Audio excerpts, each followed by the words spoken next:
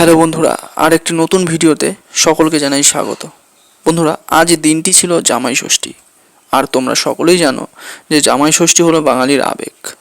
আর এই জামাই ষষ্ঠী মানেই জামাইয়ের পেট পুড়ে খাওয়া দাওয়া।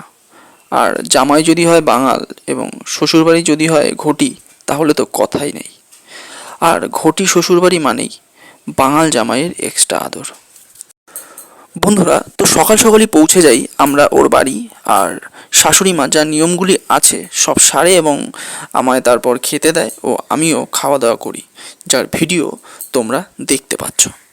জামাই সেজে আমি হাজির হয়েছি,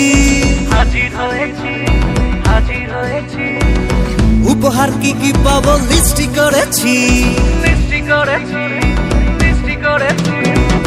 জামাই সেজে আমি হাজির হয়েছি, উপহার কি কি পাবো লিস্টি করেছি।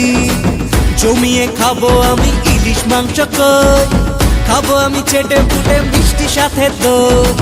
করোনা বেশি সাবার দেখাবো আমার কামাল, ষষ্ঠীর জামাই আমি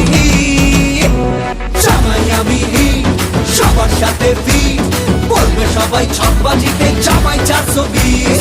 জামাই আমি সবার সাথে ফিট বলবে সবাই ছকবাজিতে জামাই। তো জীবনে যেমন আনন্দ ফুর্তির প্রয়োজন, তেমনই কর্ম করে যাওয়াটাও খুবই প্রয়োজন। তো সে কারণে আমি ওকে রেখেই পরের দিন বাড়ির উদ্দেশ্যে রওনা দিই।